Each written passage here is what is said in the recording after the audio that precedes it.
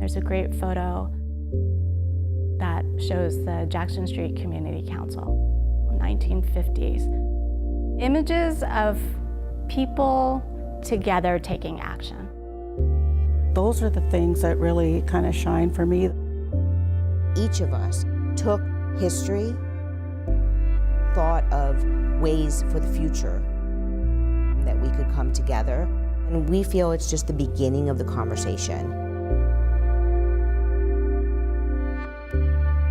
Is there a moment that you remember the very first time you realized that your race mattered? Well, I'm a fourth generation Seattleite. I grew up in the 50s and into the 60s, and I never had a teacher that looked like me until I was 6th grade. I too, I'm fourth generation, Chinese American here from Seattle. I grew up in Beacon Hill in the 70s. And I remember the first time I experienced a racial slur was in kindergarten. And what about you, Lisa? I grew up in north of New York City and in a community that was probably about 50% Jewish. But then I moved to Boston and worked for what was then a Big 8 accounting firm. And Rosh Hashanah and Yom Kippur were coming, and there was no holidays off, and so it was a bit of a culture shock for me.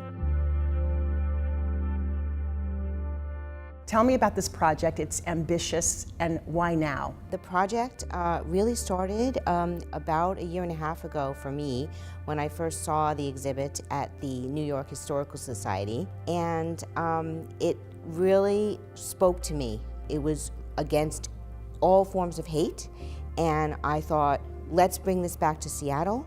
And we bring in then Cassie and Stephanie. So when she came to you, the Wing Luke Museum, Cassie, why did you say, yes, I want to be a part of this project? The decision was easy in a sense because our three communities grew up together side by side in Seattle, especially in the Central District.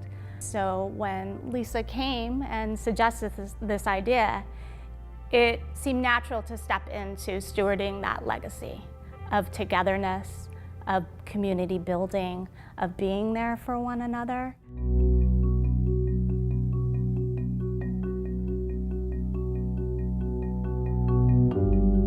Stephanie, it's not lost on me that it's 4 years from the incident that happened with George Floyd that this exhibit's going to open. So why did you want to be part of it?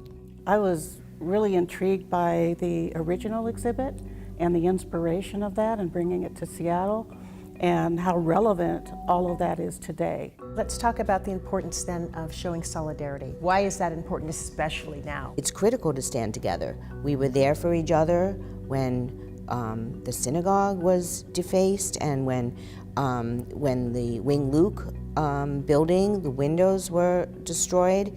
We were there. It shows the unity that we will not stand for hate in our community. In this very complicated landscape with the Israel-Hamas war and the increase of protests, especially in college campuses across the country, is there a feeling of understanding or abandonment? I don't personally feel abandoned, but I can understand that some in the community would say that they do feel that way. I think that overall, we're getting a lot of support. The pressures that we live in fuel division. They fuel this sense of isolation, abandonment, right? Hate breeds hate. We're not always going to agree, but you're important to me as a human, and I want to listen to you, I want to connect, I want to understand.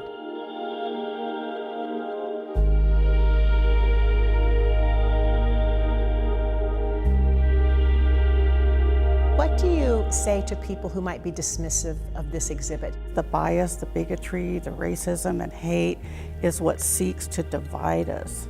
In this exhibition, I really hope that people will listen, they'll talk and discuss and find their way to one another in all of our humanity. We can see the tendency to want to disengage, right? To just not get involved. By doing that then, right, we're undercutting the impact that we can have. If we're making these differences and looking at ourselves individually and then coming together collectively, I see that as our superpower. If people can find their way to empathy, and care and understanding for one another, that's a really hopeful future. The Wing Luke Museum is hosting a private viewing of the exhibit tonight. We're still awaiting an opening date for the public, and we'll let you know when that is, so you will be able to see it as well.